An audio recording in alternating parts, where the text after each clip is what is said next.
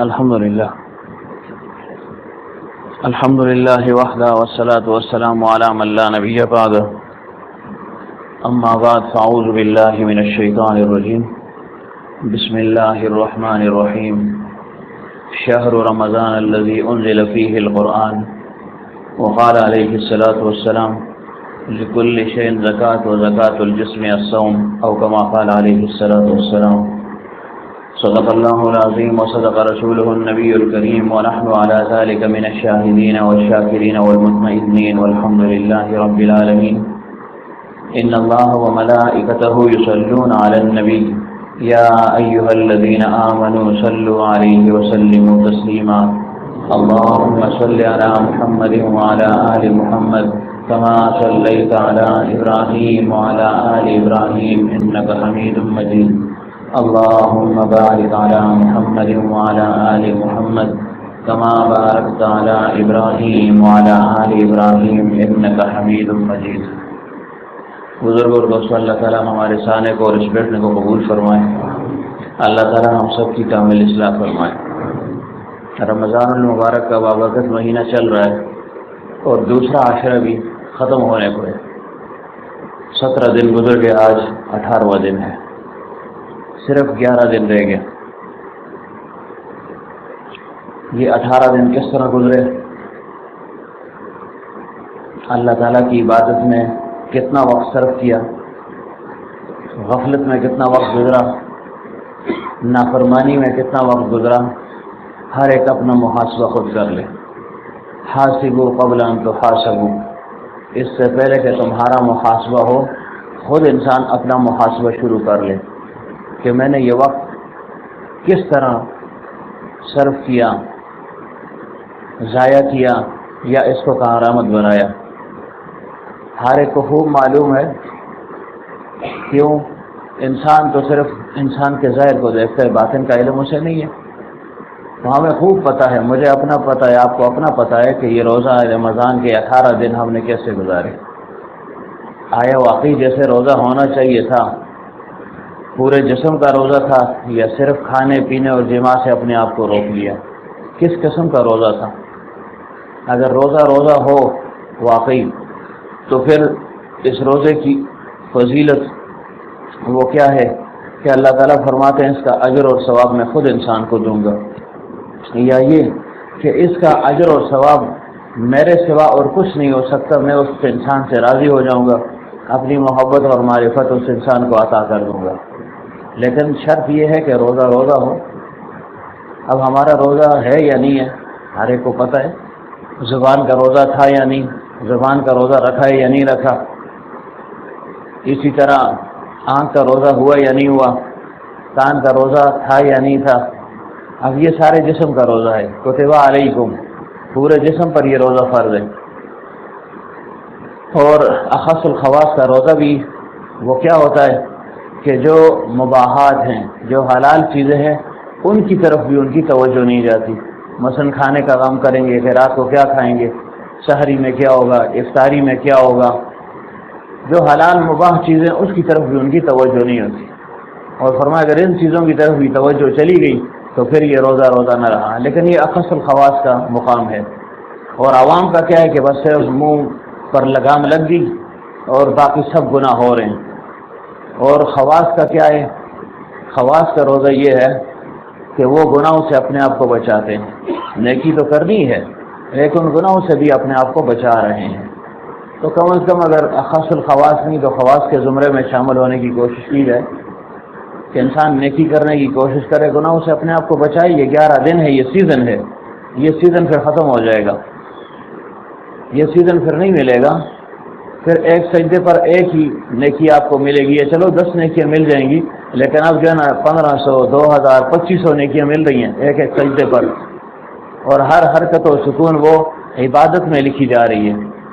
کہ روزہ دار کا سونا وہ بھی عبادت ہے، اس کا خاموش رہنا وہ بھی عبادت ہے. تو اب کوشش کرنی ہے کہ چلو 19 دن 18 دن جیسے بھی گزر گئے. اب آئندہ کے 11 روزے وہ خوب اہتمام کے ساتھ قاعدے کے مطابق، پیغمبر صلی اللہ علیہ وسلم کی سنتوں کے مطابق جن چیزوں سے منع کیا گیا ان سے منع ہو کر ان روزوں کی تکمیل کی کوشش کریں، اور دعا بھی مانگیں کہ اللہ تعالیٰ توفیق بھی دے دے۔ کیوں توفیق نہ ملے پھر بھی انسان کچھ نہیں کر سکتا نا، تو اصل اللہ تعالیٰ کی توفیق ہے کہ جس کو توفیق دے دیتا ہے پھر وہ قاعدے ضابطے کے مطابق روزے رکھ لیتا ہے، اور زیادہ سے زیادہ اس میں تلاوت کی کوشش کی جائے۔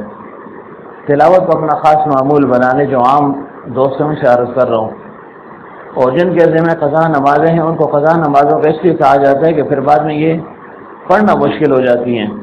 دوسرا یہ کہ پیٹ خالی ہو تو نمازیں آسانی سے پڑھی جا سکتی ہیں، پیٹ بھرا ہوا ہو تو پھر ابرار کہے گا تھک گیا ہوں یہ اب نہیں پڑھ سکتا ہوں، تو سارا دن پیٹ خالی بھی ہوتا ہے، اس لحاظ سے نمازیں پڑھنا آسان ہے۔ تو قضا نمازوں کا اہتمام بھی کریں، اور ساتھ ساتھ اگر تلاوت ہو تو بہت اچھا ہے، کم از کم 3 4 5 پارے تو تلاوت ہونی چاہیے نا۔ بہت سے آپ میں ایسے ہوں گے جنہوں نے 4 5 ختم اب تک کیے ہوں گے، بہت سے ایسے ہوں گے جنہوں نے ایک بھی نہیں کیا ہوگا، بہت سے ایسے ہوں گے جنہوں نے 2 کیے ہوں گے۔ تو اس نیکی کے معاملے میں ایک دوسرے سے آگے بڑھنے کی کوشش کریں، فاستبقوا الخیرات پر عمل کریں۔ دنیا کے لیے تو ہم کر رہے ہیں، ایک دوسرے سے آگے بڑھ رہے ہیں، لیکن دین کے لیے انسان بڑھنے کی کوشش کرے کہ یہ میرا دوست ہے پھر بھائی یہ دیکھو مجھ سے آگے نکلیے، اس نے 2 مثلاً 2 ختم کیے، مجھے کیا ہو گیا، میں اس سے آگے بڑھوں گا، میں 3 کروں گا، 4 کروں گا۔ زیادہ سے زیادہ عبادت کے لیے ایک دوسرے سے آگے بڑھنے کی کوشش کریں۔ اس کو جگائیں ماشاء اللہ، ہاں ساری نیندری پوری کرنی ہے آپ نے، واہ جی۔ اب یہ نیند کو 1 گھنٹہ بھی نہیں ہے بلکہ 50 منٹ رہ گئے، اس میں بھی آپ سو جائیں تو پھر کیا ہوگا؟ گھر جائیں گے گھر والے پوچھیں گے کیا سونا ہے، کہیں گے میں سویا ہوا تھا، وہ کہیں گے یار سوئے ہوئے تھے ادھر ہی سو جاتے۔ تو چلو یہ سونا بھی ہے نا کسی نہ کسی کھاتے میں تو لکھا جائے گا نا۔ مشائخ فرماتے ہیں کہ اہل اللہ کے پاس ایک شخص چلا جائے اور کچھ حاصل نہ بھی کر سکے، سو ہی جائے تو پھر بھی اس کو کچھ نہ کچھ مل ہی جائے گا۔ فرمایا رات کی رانی کے نیچے سو جاؤ، چاہو یا نہ چاہو، خوشبو لینا چاہو یا نہ چاہو، لیکن صبح آپ کا دماغ معطر ہوگا، خوشبودار ہوگا۔ لیکن اس کو عادت نہ بنائے، کبھی جب آنکھ لگ جاتی ہے، تھکاوٹ ہوتی ہے، پھر جو روزہ گزرتا ہے انسان کمزور پڑ جاتا ہے نا، آہستہ آہستہ اس کی قوت اور طاقت کم ہوتی جاتی ہے، پھر اس کے اندر چڑچڑا پن آ جاتا ہے، پھر اس کے اندر غصہ آ جاتا ہے، پھر مار داڑ جو ہے نا وہ شروع کر لیتا ہے۔ تو ان ساری چیزوں سے اپنے آپ کو بچانا ہے۔ ہاتھ کا روزہ یہ ہے کہ ہاتھ کو غلط کام کی طرف نہ لے جائے، ہاتھ کو روک لے۔ کیوں؟ رمضان کا مہینہ صبر کا مہینہ ہے، اور صبر کا بدلہ وہ جنت ہے۔ یہ صبر کا مہینہ ہے نا، ظاہر ہے صبح سے شام تک پابندی لگی ہے، وہی کچھ کھانا پینا نہیں ہے۔ روزے کی یہی تو خصوصیت ہے کہ یہ روزہ اس کی کوئی خاص کیفیت نہیں ہے، کوئی ہیئت نہیں ہے اس عبادت کی۔ نماز کی اپنی ہیئت ہے، ہمیں پتہ ہے ایک شخص کھڑا ہے اور اس نے ہاتھ باندھے ہوئے ہیں، قبلہ رو ہے، تو سب سمجھیں گے بھائی نماز پڑھ رہا ہے، سب سمجھیں گے نماز پڑھ رہا ہے۔ ایک شخص نے احرام ڈالا ہوا ہے اور اس نے اپنا لباس اتارا ہوا ہے اور وہ جا رہا ہے یا موجود ہے ایک جگہ پر، آپ سب کہیں گے بھائی یہ عمرہ یا حج کا فریضہ سر انجام دے رہا ہے، فلاں عبادت یہ کر رہا ہے، حج یا عمرے کی۔ زکوٰۃ کوئی دے رہا ہے، اس کے ہاتھ میں پیسے ہوں گے، کوئی جنس ہوگی، کوئی اور چیز ہوگی، کسی کو دے رہا ہوگا، تو ہم یہی گمان کریں گے بھائی یہ صدقہ دے رہا ہے یا یہ خیرات کر رہا ہے، یہ زکوٰۃ ہے، صدقات واجبہ ہے یا نافلہ ہے۔ یعنی ہر عبادت کی ایک شکل اور صورت ہے، لیکن روزے کی کوئی شکل و صورت نہیں ہے۔ اب ادھر ہم بیٹھے ہوئے ہیں، روزہ ہے تو اس کی کوئی خاص کیفیت تو نہیں ہے کہ روزہ ایسے ہوگا، قبلہ رو ہونا پڑے گا، یا جو ہے نا سر پر پگڑی باندھنی ہوگی، یا جو ہے نا خاص قسم کی ٹوپی پہننی ہوگی، یا خاص قسم کا رنگ لگانا ہوگا، نہیں، کوئی جو ہے نا اس کی کوئی خاص علامت نہیں ہے۔ شادی کی علامت کیا ہے؟ لوگ اچھے کپڑے پہن لیتے ہیں، سفید کپڑے پہن لیتے ہیں، اس کا جوتا نیا ہوتا ہے، اس کے ہاتھ پر گھڑی نہیں ہوتی ہے، پھر اور کچھ جو ہے نا اس کو سسرال والے پہنا دیں تو وہ ایک علامت ہوتی ہے، یا یہ کہ اس میں خوشبو کا جو ہے نا وہ رنگ ظاہر ہو، تو سب سمجھتے ہیں بھائی یہ آدمی ہے، اس کی نئی شادی ہوئی ہے، دلہا ہے یہ۔ جیسے صحابہ کی عادت ہوا کرتی تھی کہ جس کی شادی ہوتی اس پر جو ہے نا رنگ لگا دیا کرتے تھے، خوشبو ہوتی تھی اور رنگ، تاکہ سب کو معلوم ہو کہ یہ شادی شدہ ہے، اب جو ہے نا پھنس گیا، یہ اس کی جو ہے نا خوشیوں کے دن جو ہے نا بس اب ختم ہو چکے ہیں، اب یہ صحیح قیدی بن گیا ہے۔ تو مقصود یہ کہ ہر عبادت کا ایک جو ہے نا ایک خاص یعنی طریقہ اور وضع ہمیں محسوس ہوتا ہے، ہم دیکھتے ہیں اس کو، لیکن روزے کی کوئی خاص حیت نہیں ہے کہ ہم کہیں جی روزے کی کیا حیت ہونی چاہیے، کون سا طریقہ ہو جس سے روزے کا اظہار ہو، کچھ بھی نہیں ہے۔ تو یہ روزے کی خصوصیت ہے، اسی وجہ سے تو اللہ نے فرمایا یہ روزہ میرا ہے اور میں اس کا بدلہ خود دوں گا۔ دوسرا روزے کی خاص جو ہے نا خصوصیت مزید کیا ہے؟ پہلے 2-3 تو بیان ہوئی ہے نا. ایک یہ کہ اس میں حفظ نفس نہیں ہے. کوئی خوش نہیں ہوتا روزے کے لیے. نماز کے لیے ہر ایک خوش ہوتا ہے، حج کے لیے خوش ہوتا ہے، زکوٰۃ دینے میں خوش ہوتا ہے، خیرات میں خوش ہوتا ہے، لیکن اس روزے کے لیے کوئی بھی خوش نہیں ہوتا. ہاں کوئی بہت جو ہے نا اللہ والا ہو، پہنچی بھی سرکار ہو تو وہ خوش ہوگا، باقی کوئی جو ہے خوش نہیں ہوتا اس سے. طبی طور پر، عقلی طور پر تو سب خوش ہیں، ورنہ روزہ کیوں رکھتے ہیں ہم؟ دوسرا یہ کہ اس کا بدلہ اللہ تعالیٰ خود دیں گے، باقی اعمال کا بدلہ اللہ تعالیٰ فرشتوں کے ذریعے عطا فرما دیتا ہے. پھر مزید اس میں ریاکاری نہیں ہے. باقی اعمال میں ریا ہے، روزے میں ریاکاری نہیں ہے. کوئی لاکھ ریا کرنا چاہے تو ریا دکھا ہی نہیں سکتا نا. عبادت ہی ایسی ہے، بالکل ریا سے پاک صاف عبادت ہے. اور پھر مزید کیا کہ باقی عبادات انسان کو وقتی طور پر گناہ سے روک دیتی ہیں. نماز میں آپ کھڑے کوئی گناہ نہیں کر سکتے، بیوی کے قریب نہیں جا سکتے، غیبت نہیں کر سکتے، زبان سے جھوٹ نہیں بول سکتے، کیوں؟ نماز میں کھڑے. لیکن 10 منٹ کی بات ہے، 10 منٹ کا وہ دورانیہ ختم ہو گیا، پھر جو چاہیں آپ کر سکتے ہیں. اسی طرح حج ہے، 2-3 دن حج کے وہ خاص ہیں، اس میں آپ جو ہے نا گناہوں سے اپنے آپ کو بچاتے ہیں، لیکن اس کے ساتھ چلتے چلتے ہوئے جو ہے نا گناہ ہو بھی سکتے ہیں، بد نظری ہو سکتی ہے، بہت سی باتیں، غیبت جاری رہتی ہے، جھوٹ بولا جاتا ہے. اسی طرح زکوٰۃ ہے، وہ بھی وقتی ایک چیز ہے، وہ آپ کو گناہوں سے جو ہے نا وہ نہیں روکتی. اگر روکتی بھی ہے یہ عبادت تو وقتی طور پر روکتی ہے، لیکن صرف روزہ ایسی عبادت ہے جو انسان کو مکمل طور پر گناہوں سے روک دیتی ہے. مثلا کھانے کا اجازت ہے، لیکن اگر کھائے گا تو گناہ ہے. کھانے سے جو اس کو منع کر دیا، پینے سے اس کو منع کر دیا، مباشرت سے اس کو منع کر دیا، اب ساری چیزوں سے اس کو منع کر دیا. کب؟ صبح سے لے کر شام تک. اتنا لمبا دورانیہ ہے، کم از کم 14 گھنٹے، 15 گھنٹے، 12 گھنٹے، کسی جگہ 9 گھنٹے بھی ہوگا. بعض ممالک میں 9 گھنٹے روزہ ہے نا، ارجنٹائن وغیرہ میں، اور بعضوں میں 22 گھنٹے ہوگا. غالباً ناروے میں 22 گھنٹے. ہمارے ایک دوست ادھر ہیں، میں نے کہا 22 گھنٹے کا روزہ، بس انہوں نے کہا افطاری اور سحری ایک ہی ہوتی ہے ہماری. اتنا لمبا روزہ ہے. ہم پر تو پھر اللہ کا فضل ہے 14-15 گھنٹے کا روزہ، اس میں بھی جو ہے نا ہماری حالت جو ہے نا بدل جاتی ہے. اس میں جو ہے نا ہماری حالت غیر ہو جاتی ہے. کوئی کہتا ہے بس بھوک لگی ہے. یہ اچھا ہے کہ اس مرتبہ پیاس بہت کم لگی ہے، موسم اچھا ہے نا، لیکن پھر بھی انسان جو ہے نا وہ ناشکر ہی ہے، پیٹتا ہی ہے، روتا ہی رہتا ہے کہ وہ جی روزہ ہے، روزہ ہے جی. تو بہرحال یہ روزے کی خاص خصوصیت ہے. مزید روزے کی خصوصیت کیا ہے کہ اس میں اللہ تعالیٰ کی ایک صفت ہے، صفت استغنا، یعنی اللہ تعالیٰ کھانے پینے سے پاک ہے، منزہ ہے. انسان اس خود کو، اس صفت کو اپنے اندر لانے کی ایک کوشش کر رہا ہے.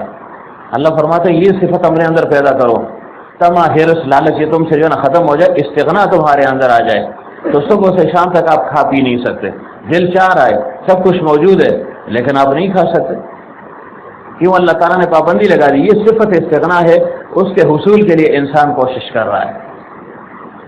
اور پھر مزید خصوصیت کیا ہے روزے کی؟ باقی دیکھیں جتنی بھی عبادات ہیں اس کی کوئی خاص خصوصیت نہیں ہے کہ جنت میں یہ ملے گا یہ ملے گا، نہیں، کچھ بھی نہیں ہے. لیکن روزے کے متعلق فرمائے کہ باب الریان ایک دروازہ ہے جو اللہ تعالیٰ نے تیار کر رکھا ہے جنت میں. اس سے وہ لوگ داخل ہوں گے جو روزہ دار ہوں گے، روزہ داروں کو وہاں سے گزارا جائے گا، پھر اس کے بعد یہ دروازہ ہمیشہ کے لیے بند ہو جائے گا. صدیق اکبر نے پوچھا یا رسول اللہ صلی اللہ علیہ وسلم دروازہ کن لوگوں کے لیے؟ فرمایا تمہارے لیے، اور پھر فرمایا تمام روزہ داروں کے لیے ہے. کہ عام روزہ دار جائے گا تو تم تو ظاہر ہے سب سے پہلے جنت میں جاؤ گے، کیونکہ سب سے پہلے حساب کتاب صدیق اکبر رضی اللہ عنہ کا ہوگا. پیغمبر صلی اللہ علیہ وسلم، تمام انبیاء موجود ہوں گے، ان کی امت کے لوگ موجود ہوں گے. حساب کتاب کے لیے پیغمبر صلی اللہ علیہ وسلم سے تمام انبیاء سفارش کریں گے، لمبی حدیث ہے. اور پھر آخر میں پیغمبر صلی اللہ علیہ وسلم اللہ تعالیٰ کے سامنے سجدہ ریز ہوں گے، 7 دن اور 7 رات تک سجدہ ریز ہوں گے دنیا کے دنوں کے اعتبار سے. اور پھر فرمایا اللہ تعالیٰ مجھے ایسے الفاظ الہام فرما دے گا، القاء فرما دے گا جو اس وقت میری زبان پر نہیں ہے، نہ میرے دل و دماغ میں ہے. ان الفاظ کے ذریعے سے میں اللہ تعالیٰ کے ساتھ مناجات کروں گا، اللہ تعالیٰ میری دعا کو قبول فرما دے گا. اللہ فرمائیں گے سل توتا یا محمد سل توتا، اے محمد صلی اللہ علیہ وسلم تو سوال کر، میں دینے والا ہوں. کیا مانگ رہے ہیں، کیا چاہ رہے ہیں؟ پیغمبر صلی اللہ علیہ وسلم فرمائے گے یا اللہ حساب کتاب شروع ہو جائے، مخلوق تنگ ہو چکی ہے، سورج 1 میل کے فاصلے پر آ چکا ہے، لوگ اتنے تنگ ہے کہ یا اللہ جہنم میں ہمیں ڈال دے لیکن حساب شروع ہو جائے. تو اللہ تعالیٰ فرمائیں گے ٹھیک ہے میں حساب شروع کر رہا ہوں، اور اے محمد صلی اللہ علیہ وسلم آپ کی امت سے ابتدا کر رہا ہوں. یہ اس امت کی جو ہے نا خاص امتیازی خصوصیت ہے. یہ امت سب سے آخر میں ہے لیکن حساب کتاب سب سے پہلے اس کا ہوگا. سب سے پہلے پیغمبر صلی اللہ علیہ وسلم نے فرمایا میں اور میرے امتی جنت میں داخل ہوں گے، اس سے پہلے کسی کو جنت میں داخلے کی اجازت نہیں ملے گی. تو پیغمبر صلی اللہ علیہ وسلم تو اللہ تعالیٰ فرمائے کہ ٹھیک ہے حساب کتاب آپ سے شروع کرتا ہوں، کسی ایک کو آگے کر لیں تاکہ حساب شروع ہو جائے۔ اب کتنا مشکل مرحلہ ہوتا ہے۔ اللہ فرمائے کہ ٹھیک ہے میرے حبیب صلی اللہ علیہ وسلم آپ کی دعا میں نے قبول کر لی، حساب شروع کر رہا ہوں اور آپ سے شروع کر رہا ہوں، لہٰذا کسی ایک بندے کو آگے کر دیں تاکہ حساب کا وہ نظام وہ سسٹم جو وہ شروع ہو جائے۔ اب وہ تو ایسی جگہ تو نہیں ہے۔ اللہ تعالیٰ کے سامنے جو ہے نا سب لرزہ بر اندام ہوں گے، پیغمبر انبیاء سب جو جس درجے کا آدمی ہے، پیغمبر کی شان سب سے بالا ہے لیکن وہ بھی ڈر رہے ہوں گے۔ پیغمبر صلی اللہ علیہ وسلم حیرت زدہ حیران کھڑے ہوں گے، یا اللہ یہ کیا ہو گیا کہ مجھے عرض کیا گیا ہے، مجھے کہا جا رہا ہے کہ کسی ایک امتی کو آگے کرو تاکہ حساب کتاب شروع ہو جائے۔ پیغمبر صلی اللہ علیہ وسلم حیران ہوں گے، کھڑے سوچ رہے ہوں گے، دائیں دیکھیں گے بائیں دیکھیں گے تو ایک طرف عمر رضی اللہ عنہ کھڑے ہوں گے، دوسری طرف صدیق اکبر رضی اللہ عنہ کھڑے ہوں گے۔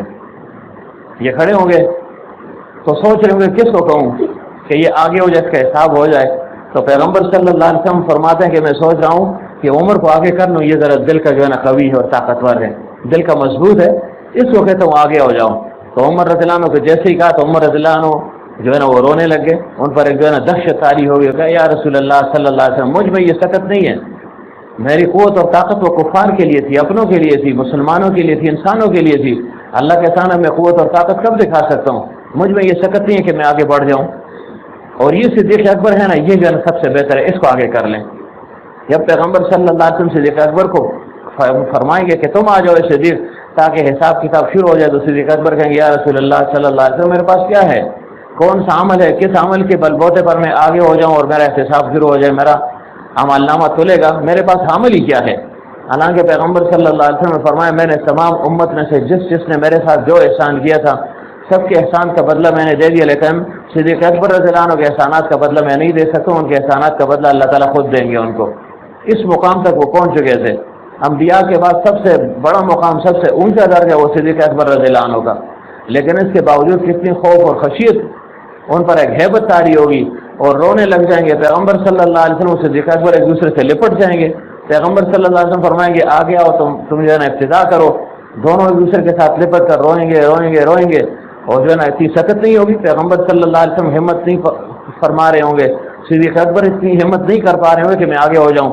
اللہ تعالیٰ خود ہی فرمائیں گے میرے حبیب صلی اللہ علیہ وسلم اس صدیق اکبر ہی کو آگے کر دو۔ لیکن دنیا میں یہ صدیق مشہور تھا، اس نے ہر بات کی جو ہے نا صداقت کا اظہار کیا، ہر بات پر یہ ایمان لایا، آپ کی ہر بات کو اس نے سچ ثابت کیا، لوگوں کے ساتھ مناظرے کیے، مقابلہ کیا، کوئی جو ہے نا عقل کے گھوڑے نہیں دوڑائے، جو بات آپ نے کی انہوں نے آمنا و صدقنا کہا۔ معراج کا کتنا عظیم الشان واقعہ، لیکن جب پیغمبر صلی اللہ علیہ وسلم کو کفار نے ابو جہل وغیرہ نے تنگ کیا اور پھر کہا جاؤ اس کو دوست کو بلاؤ، صدیق اکبر رضی اللہ عنہ کے ساتھ خاص تعلق تھا، کہا جاؤ اس کو بلاؤ، اسے بھی بتاؤ کہ تمہارا دوست تمہارا یار تو کہہ رہا ہے کہ میں مسجد اقصی تک پہنچوں اور میں آسمانوں تک پہنچا ہوں۔ تو صدیق اکبر رضی اللہ عنہ کو جب اطلاع دی گئی تو انہوں نے کیا کہا کہ بھائی تم تو عجیب بات ہے، کہ تو مسجد اقصی تو یہ قریب کی جگہ ہے، اگر یہ کہ میں آسمان تک پہنچوں تو میں اس کی بھی جو ہے نا یہ بات بھی میں مان لوں گا، میں اس کی بھی تصدیق کرتا ہوں۔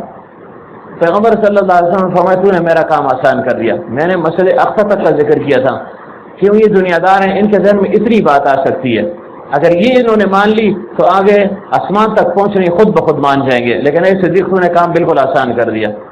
اب بغیر کسی ہل و حجت کے، بغیر پوچھ پاچھ کے ذہن میں تو آ سکتی تھی کیسے آپ گئے، کس طرح آپ جا سکتے ہیں، اللہ تو پہنچا سکتے ہیں لیکن ذہن میں سوال آ سکتے، صدیق اکبر نے کوئی سوال نہیں کیا، اتنا اونچا مرتبہ تھا۔ تو اللہ فرمائیں گے کہ ہر بات کی انہوں نے تصدیق کی ہے، دنیا میں تو نے اس کو صدیق کہا ہے اور اس کے لیے تو نے کہا تھا کہ یہ عاشرہ مبشرہ میں ہے، یہ جنتی ہے، تو اے میرے حبیب صلی اللہ علیہ وسلم صدیق اکبر کو اللہ تعالیٰ خود پکڑیں گے اور فرمائیں گے جاؤ بغیر حساب کتاب کے جنت میں داخل ہو جاؤ، اور پھر اس کے بعد باقی مخلوق کا حساب کتاب وہ شروع ہو جائے گا۔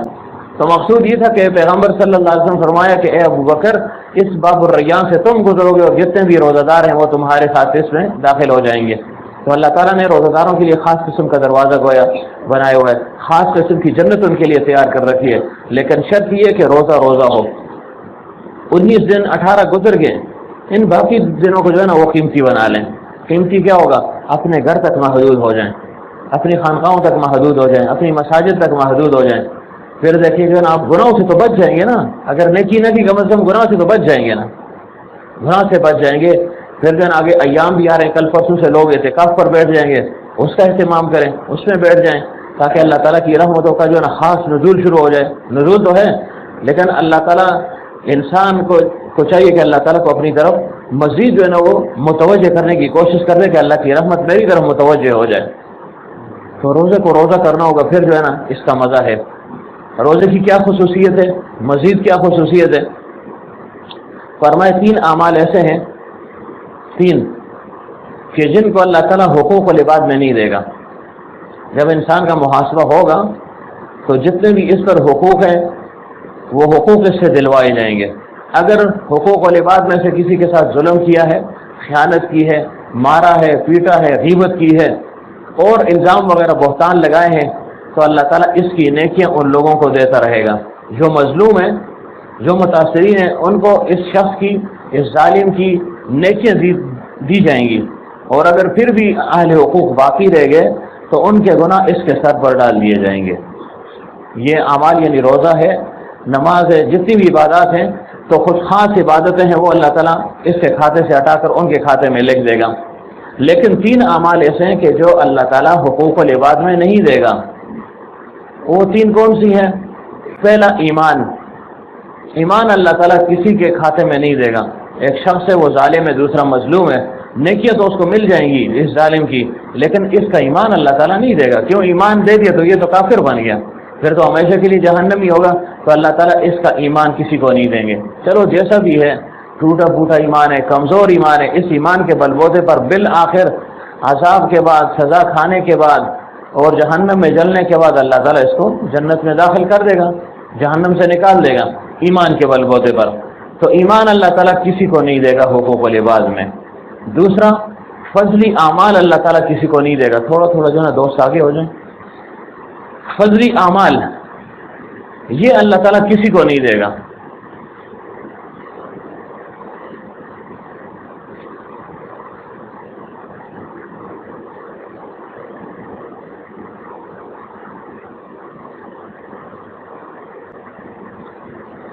بیٹھ جائیں گے.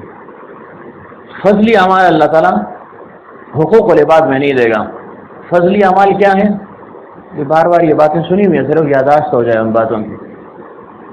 فضلی اعمال یہ ہے نا, اللہ تعالیٰ فرماتا ہے من جاء بالحسنۃ فلہ عشر امثالھا. جو ایک نیکی لے کر آئے گا اس کے بدلے میں اس کو 10 نیکیاں دوں گا. یہ یعنی ابتدا 10 سے ہوگی, پھر آگے اللہ تعالیٰ کسی کو 2 چند دے گا, کسی کو 700 گنا دے گا, کسی کو بغیر حساب دے گا. انما یوفی الصابرون اجرهم بغیر حساب. لیکن ابتدا 10 سے ہوگی. اللہ فرماتے ہیں جو ایک نیکی لے کر آئے گا, نیکی کا کرنا آسان, نیکی کا بچانا یہ مشکل ہے. اس وجہ سے فرمائے نیکی تو تم نے کر لی لیکن اس کو بچا کر محفوظ کر کے میرے پاس لانی ہے, پھر اس پر اجر و ثواب ملے گا. نیکی کی ادھر گناہ کر دیا, نیکی ختم ہو گئی. ساتھ لینے کے لیے کوشش کرنی ہے کہ گناہوں سے اپنے آپ کو بچانا ہے کہ کوئی گناہ مجھ سے سرزد نہ ہو تاکہ یہ نیکی محفوظ رہے. تو فرمایا من جاء بالحسنۃ, جو ایک نیکی لے کر آئے گا اس کے لیے کیا ہے فلہ عشر امثالھا, اس کو 10 نیکیاں اللہ تعالیٰ دیں گے. حاجی صاحب مراقبہ نہیں کرنا ہے, مراقبے کا وقت نہیں ہے. جب ہوا وقت نہ پھر ہم کہیں گے مراقبہ کر لیں. تو اللہ تعالیٰ ایک کے بدلے 10 نیکیاں عطا فرمائے گا. اب نیکی ایک کی ہے, بدلے میں 10 مل رہی ہیں. شاہ صاحب سونا نہیں ہے, نیکی ایک کی ہے اور بدلے میں 10 نیکیاں مل رہی ہیں. تو اس 10 نیکیوں میں یہ جو ایک نیکی ہے یہ تو ایک کا بدلہ ہو گیا. باقی جو 9 ہے یہ فضلی ہیں, یہ اللہ کا فضل ہے. یہ جو 9 نیکیاں ہیں یہ اللہ تعالیٰ کسی کو نہیں دے گا. ایک شخص ہے حقوق العباد میں وہ پھنس گیا ہے, اس نے ایک نیکی کی ہے, اس کا اجر 10 گنا مل رہا ہے. یہ ایک نیکی جو فی نفسہ ہی اس نے کی ہے یہ تو دے دی جائے گی, لیکن اس کا جو اجر اور ثواب اضافی اس کو 9 گنا مل رہا ہے, 700 گنا مل رہا ہے, بغیر حساب مل رہا ہے, یہ اللہ تعالیٰ کسی کو نہیں دے گا. اس کو فضلی اعمال کہتے ہیں. فضلی اعمال. اس کے متعلق ایک واقعہ سنا دوں. ایک دفعہ حضرت فاطمہ رضی اللہ عنہ بیمار تھی. حضرت علی رضی اللہ عنہ گھر میں موجود تھے, بیمار ہو گئیں اور بیمار کے منہ کا ذائقہ وہ بدل جاتا ہے, گولیوں سے بدل گیا. یہ ویسے بیماری کی وجہ سے ذائقہ بدل جاتا ہے, چڑچڑا پن بھی اس کے اندر آ جاتا ہے. تو کچھ چیزوں کی اشتہا اس کے دل میں پیدا ہو جاتی ہے کہ فلاں چیز مجھے کھلا دی جائے. اور یہ فطری بات ہے کہ جو چیز حکیم ڈاکٹر نے منع کر دی اس کے لیے دل للچاتا ہے, اسی کے لیے دل للچاتا ہے. مثلا ایک شخص شلغم کھانے کا عادی نہیں ہے, لیکن ڈاکٹر نے کہا تم نے نہیں کھانا نا, وہ کہ یار یہ کھلا دو مجھے, مجھے یاد ہے لوار بانڈے میں ہم رہتے تھے، مجھے ٹائیفائڈ ہو گیا تھا. ٹائیفائڈ ہو گیا تو شروع سے خدا کی قدرت ہے یہ شلجم مجھے بس یعنی طبی طور پر پسند نہیں ہے. اب ڈاکٹر حضرات نے ساری پابندی لگا دی، اس کو کچھ نہیں دینا جی، بس یخنی سی ہو تھوڑا سا اس کو دے دیں. تو میں والدہ سے کہتا کہ جی چلو یہ شلجم آپ پکائے نا یہی مجھے دے دینا. اب وہ مجھے بری لگ رہی تھی وہ چیز، لیکن ڈاکٹر نے منع کر دی نا تو میرے دل میں اشتہا پیدا ہوگی. عام طور پر بھی ایسے ہی ہوتا ہے، ڈاکٹر کہتے ہیں فلاں چیز نہ کھاؤ تو مریض کے دل میں اس کی اشتہا پہلے سے زیادہ بڑھ جاتی ہے، یار یہی کھلا دو مجھے، یہی مجھے کھلا دو. تو بہرحال حضرت فاطمہ رضی اللہ عنہ کا مزاج مبارک بدل گیا تھا. تو علی رضی اللہ عنہ نے فرمایا کہ اگر آپ کی کوئی خواہش ہو، کوئی چیز کھانے کو جی چاہ رہا ہو تو آپ بتا دیں، میں وہ چیز آپ کے لیے لے آؤں. آپ بتائیں. یہ نا گھر والوں کا یہ بھی حق ہے نا دل جوئی کے لیے، انسان پوچھ لے. کبھی کبھی بازاروں میں ہم تو کھا لیتے ہیں، حکیم صاحب تو بازار میں کھا لیں گے کباب لاؤ جی فلاں چیز لاؤ فلاں، اور ان کے لیے جو ہے نا وہ وہاں پر شلجم پڑا وہ یہ پکاؤ اور کھاؤ. تو فرمائے کبھی کبھی ان سے بھی پوچھ لیا کرو کہ چاہے تو گھر میں ہی ہوتے ہیں نا، وہ تو بازاروں میں نہیں نکل سکتے. چلو ہم تو ایک دوست کے پاس گئے، ایک جگہ منہ مارا، دوسری جگہ منہ مارا، کچھ نہ کچھ جو ہے نا مل جاتا ہے، خالی کوئی نہیں آتا، کچھ کھا پی کے ہی آتا ہے. اور پھر آ کر جو ہے نا پھر گھر والوں سے پوچھا کیا پکا، اگر وہ کہیں شلجم ہے یا اور کوئی چیز جو اس کو مرغوب نہیں ہے پھر کہ بس میں نہ کھاؤں گا. اب وہ اس نے کھائے ہوئے رج کے آئے جو وہ خوب جو ہے نا پیٹ بھر کر آئے، اس سے کیا ضرورت ہے کھانے کی، لیکن میرے دباؤ بھی ڈال رہے کہ میں نہیں کھاتا ہوں، آپ نے صحیح نہیں پکایا، یہ کس نے کہا تھا یہ پکاؤ. اور بھائی جو ہے نا خوب اس نے سموسے پکوڑے کھائے، چنگا جو ہے پیٹ خوب بھر کر جو ہے نا وہ آیا ہوا ہے. ڈکار لینے کی جو ہے نا اس کو وہ بھی جگہ نہیں بن رہی اس کے لیے. تمہارے لیے بھی گھر والوں کا حق ہے کہ انسان کبھی کبھی اپنی مرضی سے بھی کوئی چیز ان کے لیے لے جائے. آپ لے جاتے ہیں مشکل ہی حکیم صاحب کہیں گے میں پوڑیاں ہی بڑھانا رہنا فرصت ہی نہیں. ان کو بھی اس کام پہ لگایا ہوا کہ ٹھیک ہے یہ لنگڑی کا کام آپ کریں یہ کام آپ کریں، میں جو ہے نا اور کام کروں گا. ایک تو یہ وہ چیز مانگ لے، وہ تو لامحال آپ لے جائیں گے نا، نہ لے جائیں گے تو پھر کیا ہوگا، پھر تو آپ کو پتہ ہے نا، پھر تو حالات خراب ہوں گے نا، پھر تو آپ گھر میں داخل نہیں ہو سکتے. اپنے طور پر انسان کبھی کبھی لے جائے ہدیے اور تحفے کی نیت سے. اور یہ جو گھر والوں کے لیے آپ دوڑ بھاگ کرتے ہیں نا، جو انسان کوشش کرتا ہے اپنے بچوں کے لیے، اہل و عیال کے لیے تگ و دو کرتا ہے، محنت کرتا ہے، ٹھیکیدار سب صبح سویرے کے بعد دوڑتے ہیں، پھر رات کو آتے ہیں، پھر دوڑتے ہیں. تو یہ بظاہر تو دنیا لگ رہی ہے، انسان تنگ بھی ہو رہا ہے، اور یعنی اتنا تنگ ہو گیا کہ کہتے ہیں بس اس کام کو چھوڑ دوں. لیکن سب سے پہلے اللہ تعالیٰ قیامت کے دن میزان عدل میں انسان کا یہ نان نفقہ تولے گا، جو اپنے بچوں کے لیے وہ کما رہا ہے، محنت اور مزدوری کر رہا ہے، مشقت کے ساتھ جا رہا ہے، اپنی نیند کو قربان کر رہا ہے، اپنے وقت کو قربان کر رہا ہے. تو یہ نان نفقہ سب سے پہلے تولا جائے گا. تو یہ فضول نہیں ہے، بیکار نہیں ہے، یہ آنا جانا ملازمت ہو گیا، اسکول ہے، کالج ہے، جس کی جو بھی مزدوری ہے، جو بھی کام کر رہا ہے، جو بھی ملازمت ہے، تو اس کا اپنا اجر اور ثواب ہے. تو بہرحال گھر والوں سے کبھی کبھی جو ہے نا پوچھ بھی رہے انسان کہ آپ کی مرضی کی جو ہے نا کیا چیز منگواؤں، یا خود اپنی مرضی سے بھی کوئی چیز ان کو کھلا دے. تیار کھانا کبھی کبھی لے آئے، کباب لے آیا، اور کوئی تیار غذا وہ لے آئے. لائیں آج تک جو ہے نا یہ اپنے واجد صاحب لائیں، یونیورسٹی میں بیٹھ کر جو ہے نا دوستوں کے ساتھ خوب مزے اور چرچے جو ہے نا اڑا دیے. گھر آئے تو بسی میں تھکے دیں جی ہٹے جی میں سہنا مطلب ہے صبح سویرے میں پھر جل لیں.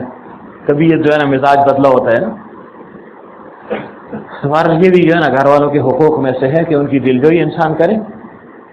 دلجوئی کے متعلق یاد دلانا آگے یہ اعتکاف کے متعلق ایک واقعہ وہ انشاءاللہ ذکر کروں گا. تو حضرت علی رضی اللہ عنہ نے کہا کہ اگر آپ کی کسی چیز کی خواہش ہے تو میں لے آؤں. فاطمہ رضی اللہ عنہ نے فرمایا ہاں میرا دل چاہتا ہے کہ انار مل جائے، انار کھانے کو جی چاہ رہا ہے، انار اگر مل جائے. علی رضی اللہ عنہ نے فرمایا ٹھیک ہے میں جاتا ہوں آپ کے لیے انار لاتا ہوں. جب بازار چلے گئے ایسی فراوانی تو تھی نہیں، بس اتنے پیسے تھے کہ اس نے ایک انار لے لیا. ایک انار تھا ہاتھ میں جو ہے نا اٹھائے ہوئے گھر کی طرف آ رہے تھے کہ جاؤں لے جاؤں ان کے لیے، خوش ہو جائیں گے. مریض کا دل بھی جو ہے نا کمزور پڑ جاتا ہے، اللہ کے ساتھ تعلق بھی بڑھ جاتا ہے نا، دل شکستہ ہو جاتا ہے اس کا، ٹوٹ جاتا ہے نا. اور اللہ فرماتے ہیں انا عند منکسرۃ القلوب، میں ٹوٹے ہوئے دلوں کے ساتھ. اور حضرت فرمایا کرتے تھے کہ اللہ والوں کے دل سب سے زیادہ ٹوٹے ہوئے ہیں، کیونکہ اللہ تعالیٰ کے ساتھ ہر وقت ان کا تعلق غم فکر کہ نہ معلوم یہ عبادت قبول، یہ عمل قبول یا نہیں قبول، اللہ راضی ناراض کس حال میں ہو. تو ان کا دل جو ہے نا وہ شکستہ ہوتا ہے، ٹوٹا ہوا ہوتا ہے، خائف رہتے ہیں اس معنی میں. تو بہرحال علی رضی اللہ عنہ جو ہے نا خوشی خوشی کے ساتھ انار لے لیا، گھر واپس جا رہے ہیں. اب جب گھر جا رہے تھے راستے میں ایک مسافر کو دیکھا، راستے کے کنارے پر فٹ پاتھ پر بیٹھا ہوا ہے. تو جیسے ہم عام طور پہ ایک دوسرے سے پوچھتے ہیں، علی رضی اللہ عنہ نے ان سے پوچھا. کیا پوچھا؟ کہ جی آپ کی طبیعت کیسی ہے، ٹھیک تو ہیں آپ؟ جو ہے نا کمزور معلوم ہو رہے ہیں، شاید آپ بیمار ہیں۔ کہاں جی بس بیمار ہوں، لاغر ہوں، کمزور ہوں، بوڑھا ہوں۔ کہاں آپ کا جو ہے نا دل میں کوئی چیز، کسی چیز کی اشتہا ہے کہ میں آپ کے لیے لے آؤں؟ اب اس نے تو انار دیکھا ہوا تھا نا ہاتھ میں، اس نے کہا جی ہاں بالکل میرا جی چاہ رہا ہے کہ انار مل جائے اور میں کھا لوں، انار ہو اور مجھے مل جائے۔ علی رضی اللہ عنہ جو ہے نا اب جو ہے نا یہاں پر پھنس گئے، تو یہ کیا کر دیا میں نے، انار ایک ہے، ادھر میں نے حضرت فاطمہ رضی اللہ عنہ سے فرمایا آپ کے لیے لا رہا ہوں، ادھر میں نے خود اس کو سچ کیا ہے، اب خود کہاں ہے تو کیسے اس سے کہوں کہ میرے پاس نہیں ہے؟ وہ تو ہے میرے پاس، مجھے کیا ضرورت ہے اس سے پوچھنے کی؟ جب پوچھ لیا تو اخلاق کا مظاہرہ یہ ہے کہ اب میں یہ انار اس کے حوالے کر دوں، اگر اس کے حوالے کر دوں اس کا کام تو ہو جائے گا، ٹھیک ہے، پیچھے گھر والوں کو کیا جواب دوں گا؟ خود ہی ان سے پوچھا، خود ہی ان سے جو ہے نا فرمائش کی کہ آپ کچھ بولیں، آپ کی طبیعت کے اور مزاج کے موافق چیز لے آؤں، گھر جاؤں گا تو کیسے جاؤں گا، پہلے جاؤں گا کیسے، اور اگر گیا تو وہ کہیں گے انار کے ذریعے، تو کیا جواب دوں گا؟ اب دونوں باتوں میں الجھ کے پھنس گئے، سوچتے رہے اللہ کیا کروں؟ سوچا ہوگا کہ جو ہے نا کس نے کہا تھا اس سے پوچھنے کا، اب جب پوچھ لیے تو اب جو ہے نا پوری کریں اس کی خواہش کو۔ تو علی رضی اللہ عنہ نے چاروں ناچار وہ انار اٹھایا اور اس مریض کو دے دیا۔ جب مریض کو دے دیا، مریض کو تو دے دیا، اس کا کام تو ہو گیا۔ اب جو ہے نا بوجھل قدموں کے ساتھ گھر کی طرف آ رہے، قدم اٹھ ہی نہیں رہا نا، قدم کیسے اٹھے گا؟ تنویر کو گھر والوں نے کہا بھائی آج جو ہے نا 1 کلو کباب لانا ہے، اور یہ جو ہے نا کہ گھر پہنچے اور اچانک یاد آ جائے کہ میں تو بھول گیا تھا، تو یہ 5 منٹ باہر جو ہے نا کھڑے رہیں گے، سوچیں گے کہ بھئی کیا تدبیر کروں، کیا منصوبہ کروں، کیا باتیں بناؤں، شاید جو ہے نا کوئی منت بھی مانیں گے کہ یا اللہ خیر رہے، اگر کچھ کہا نا تو میں 10 رکعت نماز ہی پڑھ لوں گا، یا اللہ خیر کے، یا اللہ خیر کے، کتنی منتیں مانی ہوں گی انہوں نے اور مانیں گے۔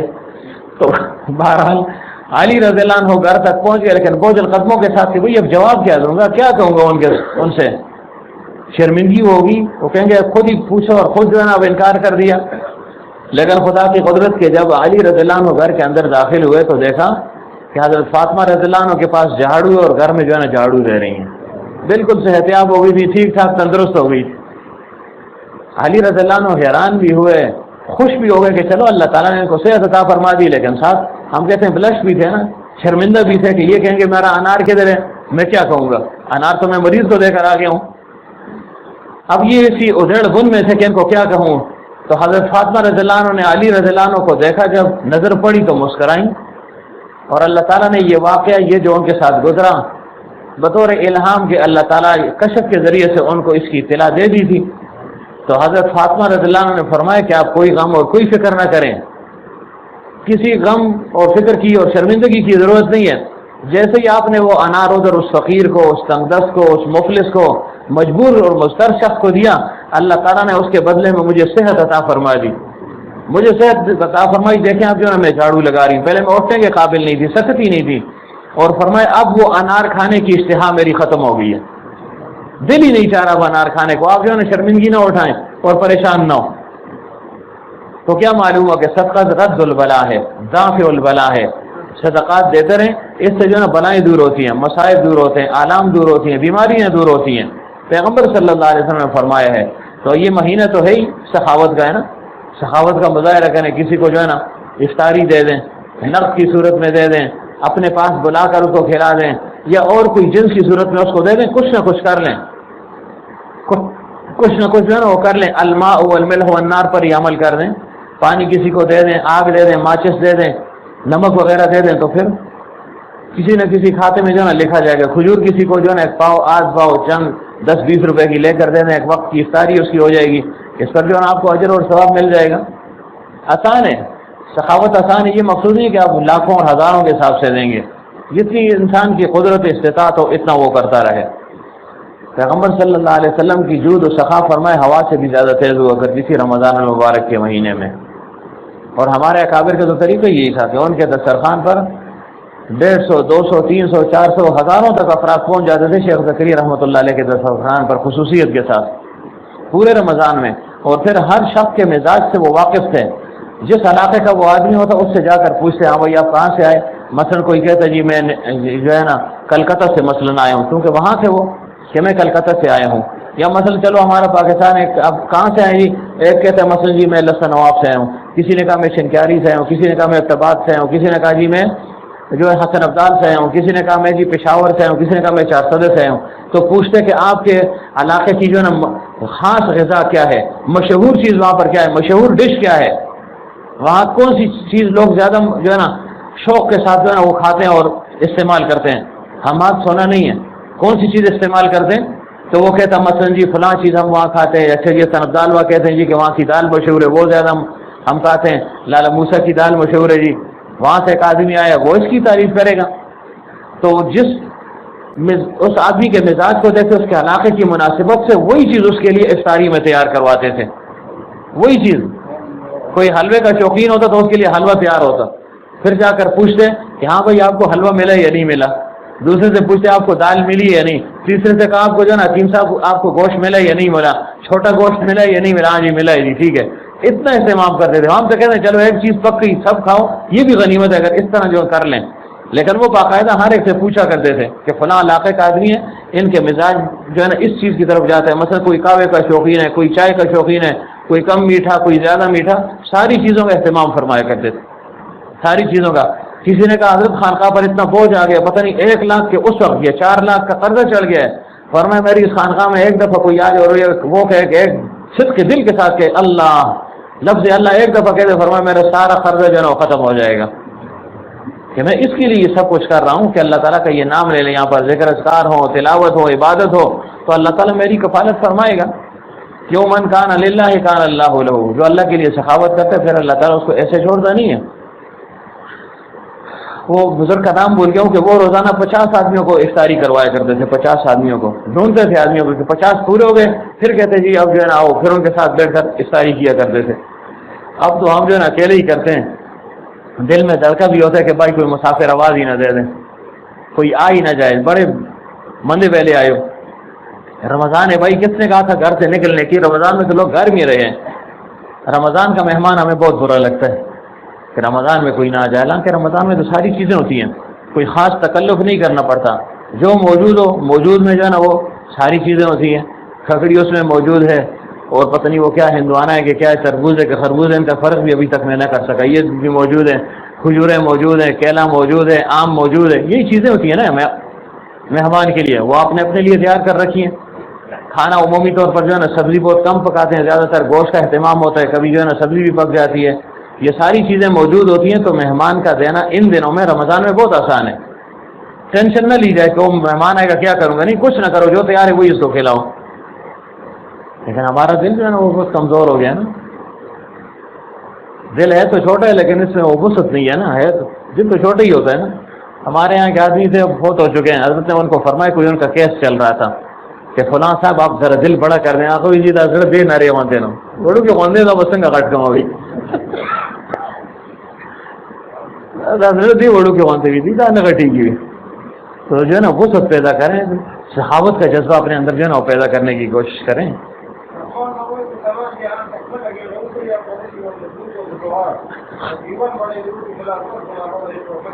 ہاں کہ خود آپ کھائیں گے نا، ہم پشتوں میں کہتے ہیں یقصشی بھی اور برا لفظ ہے وہ بن جائے گا. کسی اور کو کھلائے تو وہ گل بن جائے گا، گل وہ خوشبودار بن جائے گا. خود کھائیں گے بدبودار بن جاتے ہیں، اوروں کو کھلائیں گے خوشبودار بن جائے گا. صدقہ دیں گے تو اس کا جو ہے نا داخل البلا ہے، رد البلا ہے. اللہ تعالیٰ نے مہمان بھیجے تو اللہ نے بھیجا ہے، اللہ تعالیٰ خود اس کی کفالت کرے گا. آپ کو اس سے اجر اور ثواب ملے گا نا.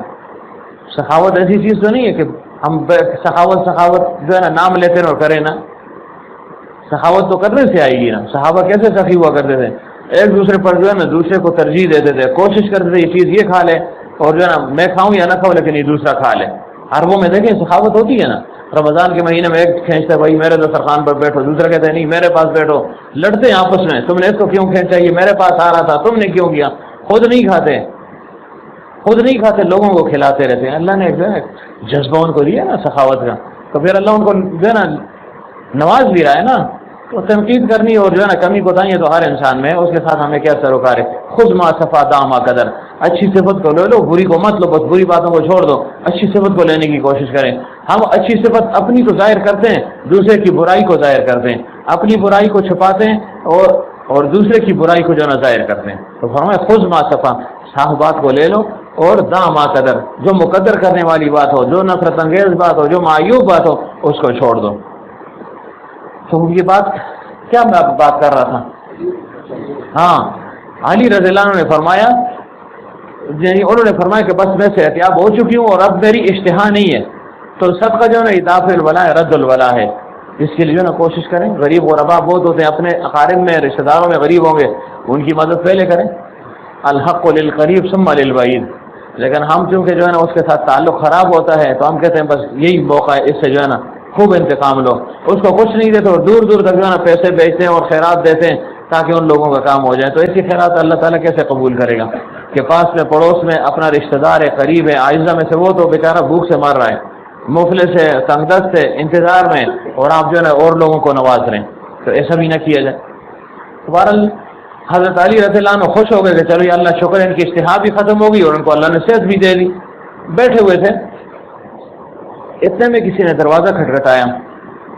علی رضی اللہ عنہ جب دروازے تک گئے تو دیکھا سلمان فارسی رضی اللہ عنہ آئے ہوئے تھے اور کہا اے علی، آپ نے جو صدقہ کیا ہے نا پیغمبر صلی اللہ علیہ وسلم کو اللہ تعالیٰ نے اس کی اطلاع دے دی تھی کہ آپ کا صدقہ اللہ نے قبول کر دیا ہے، اور اس کے بدلے میں فاطمہ رضی اللہ عنہ اللہ نے صحت بھی عطا فرما دی، اور دیکھو یہ میں تمہارے لیے انعام لایا ہوں، جو صدقہ تم نے کیا نا اس کا بدلہ اللہ تعالیٰ نے فی الفور جو ہے نا آپ کے لیے بھیج دیا ہے.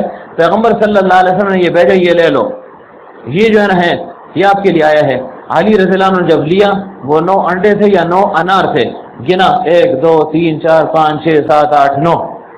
جب 9 کیا نا تو علی رضی اللہ عنہ نے وہ تھیلا واپس ان کو دے دیا، یہ میرا نہیں ہے، کسی اور کا ہوگا، غلطی سے یہاں آ گئے.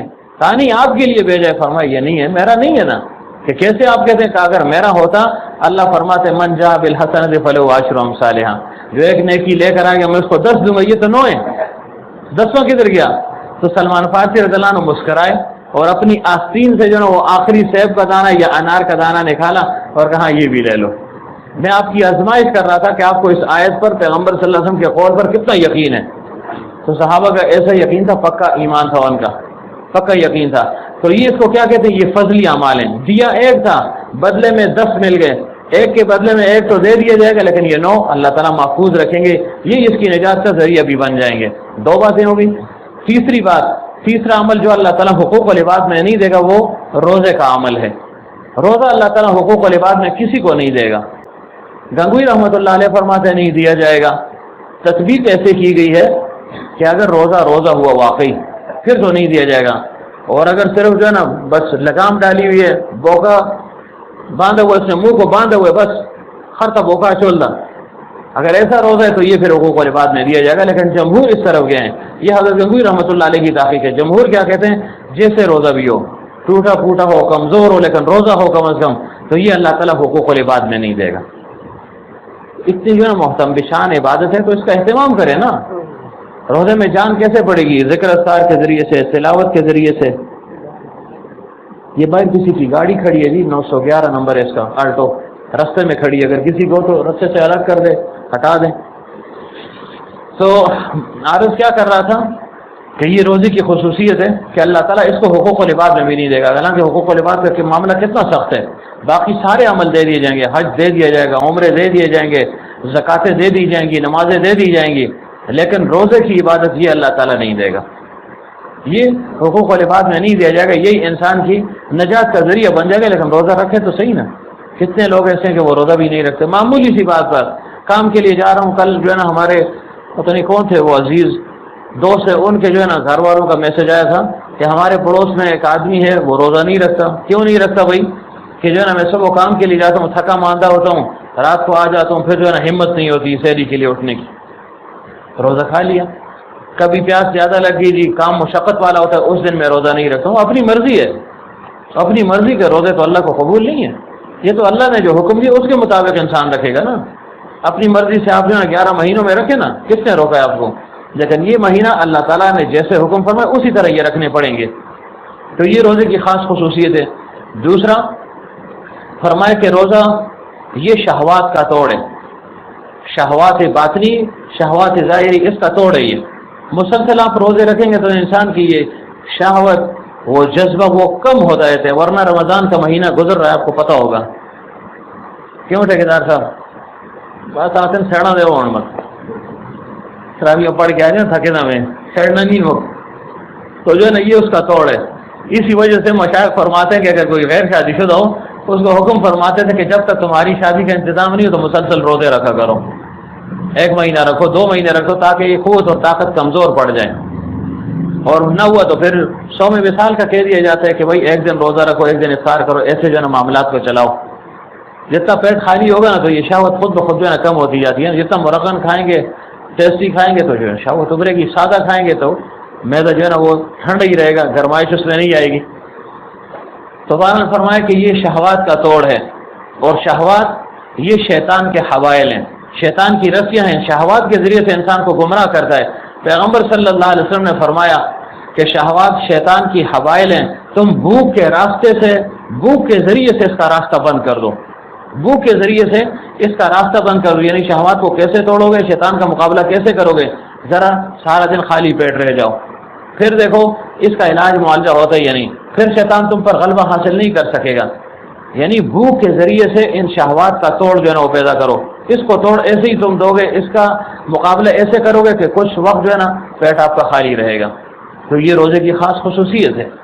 اور پیغمبر صلی اللہ علیہ وسلم نے فرمایا 3 آدمی اللہ تعالیٰ کو بہت پسند ہیں، ایک وہ جو افطاری میں جلدی کرے، دوسرا وہ جو سحری میں تاخیر کرے، سحری میں یعنی افطاری میں جلدی کرے، جلدی سے مراد ہے کہ وقت ہو گیا پھر جو ہے آگے دیکھتا نہ رہے، پھر جو وہ روزہ کھول دے، اور سحری میں تاخیر کرے یعنی آخری وقت میں 2 بجے سے لے کر یہ جو 3:10 تک کا وقت ہے اس دوران کھا لے، یہ نہ ہو کہ رات 12 بجے کھا لیں، ٹھیکیدار صاحب کے میں تھکے تو نہیں دے تو بس ٹھیک ہے جی، تو وہ اجر اور ثواب ان کو نہیں ملے گا۔ ہمارے گھروں میں بھی ایک مستورات میں سے ایک نے پرسوں کی بات ہے، یعنی وہ سحری نہیں کی، ہم نے کہا کیوں؟ ماں میں رات ہی 12 بجے کھا کے دیا سی۔ اب میں نے کہا وہ ثواب تو ضائع ہو گیا نا، اصل تو وہ ثواب ہے نا، کھانا صرف پیٹ بھرنا تو نہیں ہے، ثواب اور اجر کو بھی جو نا لینا ہے نا، سنت اور عمل اصل ہے نا، خلاف پیغمبر کثیر حجید کہ ہرگز بمنزل نخواہد رسید۔ پیغمبر صلی اللہ علیہ وسلم کی سنت کے مطابق اگر عمل نہیں کریں گے، مخالفت میں عمل کریں گے تو کچھ بھی آپ کو نہیں ملے گا۔ اصل تو اتباع ہے، اور اتباع پیغمبر صلی اللہ علیہ وسلم کی ہے، جس طریقے سے انہوں نے اتباع کی، جس طرح انہوں نے کام کیا اس طرح کام کرنا۔ تو کیا عرض کر رہا تھا کہ اللہ تعالیٰ کو یہ 3 آدمی بڑے محبوب ہیں، ایک افطاری میں جلدی کرنے والا، سحری میں تاخیر کرنے والا، اور تیسرا نماز میں جب کھڑے ہوتے اور ایک ہاتھ دوسرے ہاتھ کے اوپر باندھ لیتے، یہ اللہ تعالیٰ کو بہت محبوب ہے، بڑے پسند ہے یہ حضرات اللہ تعالیٰ کو۔ تو حنفیہ کا استدلال بھی ہو گیا نا، ہم کہتے ہیں ہاتھ کے اوپر جو ہے نا ہاتھ باندھ لو، ناف کے نیچے باندھو یا اوپر باندھو، لٹکا بھی سکتے ہیں۔ امام مالک رحمۃ اللہ علیہ، مالکی حضرات جو ہے نا ہاتھ لٹکا کر نماز پڑھتے ہیں، آپ عرب میں دیکھا ہوگا ہاتھ لٹکا کر پڑھتے ہیں، کوئی ادھر باندھتا ہے کوئی ادھر باندھتا ہے، بہرحال سب طریقے ہیں، ٹھیک ہے۔ تو فرمایا یہ اللہ تعالیٰ کو بڑا محبوب ہے، پسند ہے۔ اور پیغمبر صلی اللہ علیہ وسلم نے فرمایا تم روزہ رکھو اللہ تعالیٰ تمہیں صحت یاب فرمائے گا، روزہ رکھو تمہیں صحت مل جائے گی، اور فرمایا تم جہاد کرو تمہیں غنیمت مل جائے گی، اور فرمایا سفر کرو تمہیں اللہ تعالیٰ غنی کر دے گا۔ روزہ رکھو صحت مل جائے گی، تندرست ہو جاؤ گے، تندرستی ملے گی، سفر کرو اللہ تعالیٰ تمہیں غنی کر دے گا، اور سفری کے متعلق فرمایا سفر کرو اللہ تمہیں صحت یاب بھی کر دے گا، اور تیسرا فرمایا کہ جہاد اور قتال میں شرکت کرو اللہ تعالیٰ تمہیں مال غنیمت نواز دے گا، مال غنیمت سے نوازے گا، مالا مال تمہیں کر دے گا۔ تو ان چیزوں کا اہتمام کرنا ہے، سحری میں یعنی تاخیر کرنی ہے، اور کھجور بھی استعمال کرنی ہے، یہ بھی جو ہے نا ایک مستقل سنت ہے۔ سحری کے وقت آپ نے 2-3 جو ہے نا دانے کھجور کے کھا لیے، یہ مستقل سنت ہے۔ چلو کبھی بھول بھی جاتے ہیں، کوشش تو اپنی طرف سے کرے یاد آ جائے، یا پہلے سے اپنے پاس رکھ لیں، ہاں کسی کا مہمان ہو وہاں انتظام نہ ہو چلو الگ بات ہے، لیکن اس کا اہتمام کرے، 1-2-3 دانے جتنے یہ کھا سکتے ہیں وہ کھا لیں، تو اس سنت پر جو ہے نا عمل ہو جائے گا، جتنا سنت پر چلے گا تو اتنا ہی اللہ تعالیٰ کا قرب اس کو جو ہے نا وہ جلد حاصل ہو جائے گا۔ مولانا فقیر محمد صاحب رحمۃ اللہ علیہ فرمایا کرتے تھے بچوں کی طرح سے سنت و عمل کرو بتلو کی بس گرگان شے، سنت پر عمل کرو چلتے چلتے بزرگ بن جاؤ گے، چلتے چلتے۔ تو بزرگی تو اسی کو کہتے ہیں نا، سنت پر عمل کرنے کو کہتے ہیں، کوئی اور چیز نہیں۔ کیسے بڑے بڑے سینگ ہوں گے ہم کہیں گے ہاں ٹھیکیدار صاحب کہیں گے یہ بزرگ آیا ہو، مجھ بڑے سینگ ہیں نستے، یہ بزرگ ہے، نہیں بزرگ وہ نہیں ہے۔ تو بہرحال تاخیر اتنی بھی نہ کریں کہ وقت مشکوک ہو جائے۔ کل ہم ایک جگہ گئے تھے رات کو، ہمارے ایک دوست ہیں ان کے یہاں پروگرام تھا، صبح 7 بجے پھر ہم پہنچے، تو 3:18 پر وہاں وقت ختم ہو جاتا ہے۔ ہم نے کہا 3:15 پر ہم نے بس کر دی، 3:18 کے بعد 3:21 پر اس نے سائرن بجایا، میں نے کہا یہ کیوں؟ کہ تاکہ لوگوں کو پتہ چل جائے وقت ختم ہو گیا۔ میں نے وقت تو 3 منٹ پہلے ختم ہوا ہے، اب لوگ اب تک کھا رہے ہوں گے، بلکہ اب بھی کھا رہے ہوں گے کہ مولوی صاحب منٹ پہلے ہی تاول کی تھی چلو خیر ہے ٹائم ہے کھاؤ۔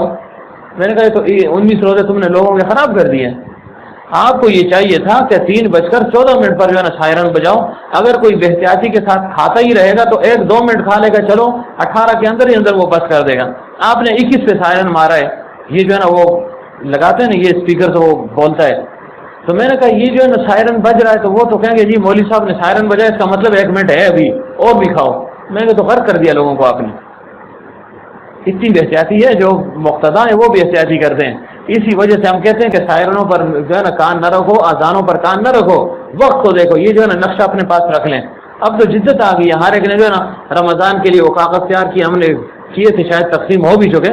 اس کو دیکھیں, اپنی گھڑی کو جو ہے نا وقت کے مطابق کر لیں اور اس کے مطابق روزہ کھولیں. ہاں کوئی بہت پریشان ایک آدمی ہو, محتاط آدمی ہو, اس کی اذان واقعی جو ہے نا بر وقت ہو, پھر اس کی اذان کا انتظار کر لو. لیکن ہم نہیں کرتے. ہم جو ہے نا کہتے ہیں افطاری میں تو ہم اذان کا انتظار نہیں کرتے. ایسے بس ہوئی دا ٹائم ہو, مولوی صاحب کھول گئے, پتہ نہیں سی کاڑیے گا پیچھو سی کھاؤ. لیکن جب سحری کا وقت ہوتا ہے نا, ہم کہتے ہیں نا جی مولوی صاحب کی آواز نہیں آئی, جی مولانا مختار کی آواز نہیں آئی, کھاؤ آ جاؤ, نہیں ہو ٹائم. ادھر تو مولوی صاحب جو ہے نا ان کو پسند ہے, اور افطاری میں مولوی صاحب پسند نہیں ہے. اپنے جو ہے نا منچاہا جو ہے نا دین بنا دیا میں نا. احتیاط کیا کریں اس میں. سارا دن روزہ رکھا, اس کو جو ہے نا یا سارا دن رکھ رہے ہیں, اس کو 2 منٹ کی وجہ سے کیوں خراب کر رہے ہیں؟ تو اس کا اہتمام کریں. حضرت تھانوی رحمۃ اللہ علیہ کے متعلق آتا ہے, ان کی عادت مبارک کیا تھی کہ سحری جو ہے یہ جو وقت مقرر ہے اس سے 1.5 گھنٹہ پہلے کر چکے ہوتے تھے. ہم تو 1.5 گھنٹہ پہلے شروع کرتے ہیں نا, وہ 1.5 گھنٹہ پہلے کر چکے ہوتے تھے.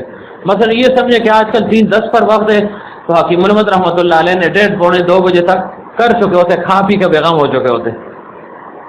ایک دفعہ مولانا یحییٰ رحمۃ اللہ علیہ,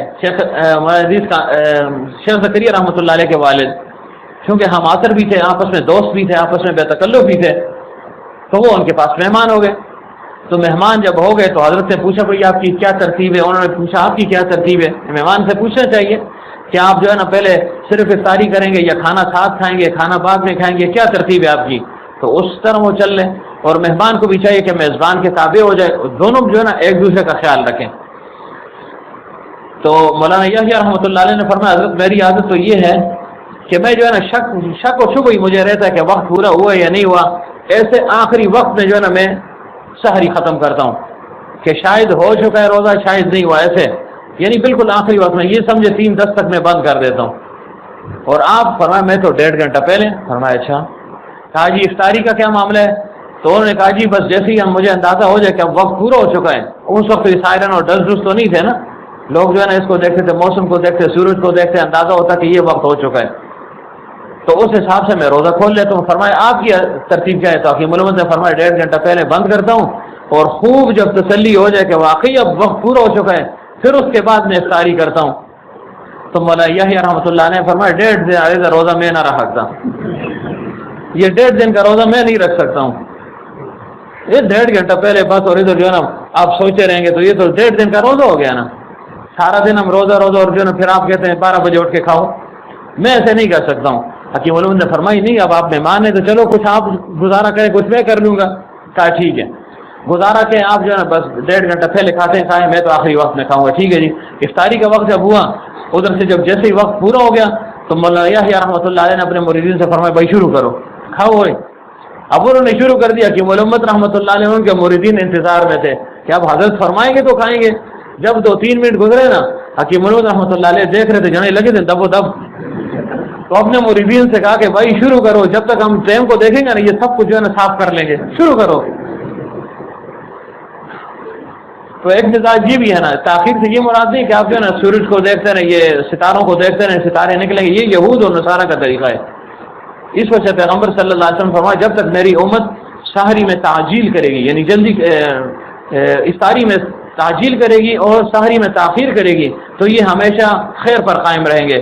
کوئی ان پر غالب نہیں آ سکے گا. میرا یہ دین اور میرے یہ مسلمان, میری یہ امت غالب ہی رہیں گے اور امن سے اور حفاظت میں رہیں گے. تو اس کا بھی خاص اہتمام کیا جائے. ٹھیک ہے نا جی. چلو یہ تو ہو گیا, اور کیا بات رہ گئی ہے؟ ہاں ایسے بڑے خوش ہو رہے تھے, جو غیر شادی سے ان کے لیے یہ بات ہے, یہ خوش ہوں گے. آپ تو کہیں گے یار کیا مصیبت بن گئی ہے, دل جوئی آ جائی. ٹھیکیدار صاحب نے صبح سے گھوم رہا ہوں, میں صبح سے گم ہوتا ہوں, رات کو اندھیرے میں آتا ہوں, یہ دل جوئی ہے نا. تو بہرحال اعتکاف میں چونکہ آپ دوست بیٹھیں گے تو اعتکاف میں بیٹھنے کا جو ہے نا اہتمام کریں. پرسوں جو ہے پاکستان کے حساب سے پرسوں لوگ یعنی عصر کے بعد غروب آفتاب سے پہلے پہلے آپ نے مسجد میں پہنچنا ہے اتوار والے دن. اور اس کی اپنی فضیلت ہے. پیغمبر صلی اللہ علیہ وسلم اعتکاف فرمایا کرتے تھے. 10 دن کا اعتکاف بھی فرمایا, 20 دن کا بھی فرمایا, 30 دن کا بھی فرمایا. ایک دفعہ پیغمبر صلی اللہ علیہ وسلم سفر میں تھے تو اعتکاف رہ گیا تھا, پھر اس کو دوسرے مہینے میں پورا کر دیا, مثلا شوال کا مہینہ یا کوئی اور مہینہ, اس میں اس کمی کو پورا کر دیا پیغمبر صلی اللہ علیہ وسلم نے. اور ایک دفعہ کسی خاص عذر کی وجہ سے ارادہ کیا اعتکاف کا, پھر جو ہے نا اعتکاف کو چھوڑ دیا. اس کے بدلے میں شوال کے مہینے میں 10 دن کا اعتکاف فرمایا پیغمبر صلی اللہ علیہ وسلم نے, اور فرمایا میں نے لیلۃ القدر کی تلاش میں پہلے 10 دن کا اعتکاف کیا, اس میں نہ ملی, پھر اگلے 10 دن کا, اس میں بھی نہ, تو پھر آخری 10 دن میں اللہ تعالیٰ نے فرمایا اس کو طاق راتوں میں تم تلاش کرو. پھر صحابہ سے کہا کہ آخری 10 دنوں کا خصوصیت کے ساتھ تم اہتمام کیا کرو. اعتکاف کیا مطلب؟ اپنے آپ کو روکنا, اپنے آپ کو روکنا, یعنی ایک خاص عبادت ہے اپنے آپ کو روکنا, کھانے پینے جماع سے, ہر قسم کے تعلقات سے, رشتہ داریوں سے, غمی خوشی سے اپنے آپ کو یعنی مقید کر دینا, اپنے آپ کو محبوس کر دینا, اپنے آپ کو پابند کر دینا مسجد میں. بس یہ اعتکاف ہے مسجد میں ہو, مسجد کے علاوہ تو نہیں ہوگا نا مردوں کے لیے. عورتوں کے لیے البتہ اپنا گھر جو ہے وہ اس کے لیے اعتکاف کی جگہ ہے.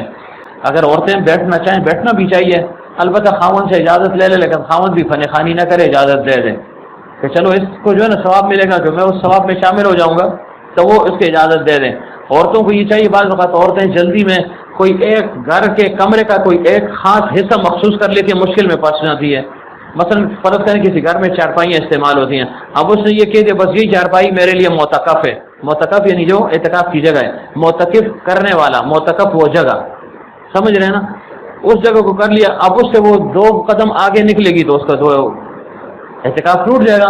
تو عورتوں کو چاہیے کہ پورا کمرہ اپنے لیے معتکف کر دیں, کہ یہ پورا کمرہ ہے, اس میں آسانی ہوگی نا, یہاں سوئی وہاں بیٹھی وہاں تک گئی, تو یہ آسانی اس کے لیے ہوگی. اگر اندر باتھ روم ہوا تو باتھ روم میں بقدر ضرورت جتنی ضرورت ہے اس کے لیے تو جا سکتے ہیں, باقی ویسے گھومنے گھامنے کے لیے جانے کی ضرورت نہیں ہے کہ ویسے ہی اندر باہر ہوتے رہیں. اگر باہر ہو تو پھر صرف ضرورت پورا کرنے کے لیے باہر آئے اور پھر واپس چلی جائے. تو یہی جو ہے نا باقیوں کے لیے بھی ہے, تو عورت جو ہے نا خاص طور پر اپنے لیے کمرہ جو ہے وہ مخصوص کر لیں تاکہ آسانی ہو نا, کوئی آتا ہے کسی کے پاس بیٹھنا ہو یا چلو دروازے میں بیٹھ گیا, باہر گھر والوں پر جو ہے نا روک ڈاپ بھی کرنا ہے نا, سب سے آخر آخری بھائی یہیں کام کرو یہیں کرو, اندر فن خانی بھی کرنی ہے, تو چلو دروازے تک جو ہے نا اس کو آسانی ہوگی نا, اٹھو بازا مار دی رہتی, ورنہ ادھر چارپائی سے آواز مارے گی تو ناصر صاحب کہیں گے دروازے بند کر چھوڑو, مطلب ہے ذرا اما جی نہیں طبیعت بھی خراب ہو رہی ہے دروازے بند کرو. یہ مزاحن کا ہے یار, ایسے جو ہے نا یہ نہ دل پہ لے لو. تو عرض یہ کر رہا تھا کہ پیغمبر صلی اللہ علیہ وسلم نے اہتمام فرمایا. ایک دفعہ پیغمبر صلی اللہ علیہ وآلہ وسلم نے اعتکاف کا ارادہ فرمایا. اعتکاف پر ملے گا کیا؟ فرمایا کوئی 1 دن کا اعتکاف کر لے, صرف 1 دن کا, اللہ تعالیٰ اس کے اور دوزخ کے درمیان 3 خندقوں کا فاصلہ فرما دے گا. یعنی اس کو جہنم سے اتنا دور کر دے گا جس سے 3 خندقیں, اور ایک خندق کا دوسرے خندق سے فاصلہ کتنا ہوگا, جیسے مشرق سے مغرب یا زمین سے آسمان, اتنا دور ہو جائے گا وہ جہنم سے, اتنا دور ہو جائے گا. اور اگر کوئی 10 دن کا مصنون اعتکاف کر لے پورا 10 دن, تو فرمائے اس کو 2 حج اور 2 عمروں کو ثواب اللہ تعالیٰ عطا فرمائے گا. اتنا اجر اور ثواب اس کو ملے گا. تو معمولی عمل ہے, روزہ تو ویسے بھی رکھنا ہے, صرف جو ہے نا وہاں قید ہو جانا ہے. اور قید کیا ہونا ہے, مسلسل عبادت کرتے رہے گا, گناہوں سے جو ہے نا وہ بچتا رہے گا. اپنی ذکر تلاوت میں ادھر ہمارے دوست آئے نا چند شہزاد, پچھلے سال 10 دن میں انہوں نے 10 ختم کیے, پورے 10 دن میں 10 ختم کیے ہیں. کسی نے کیے ہوں گے؟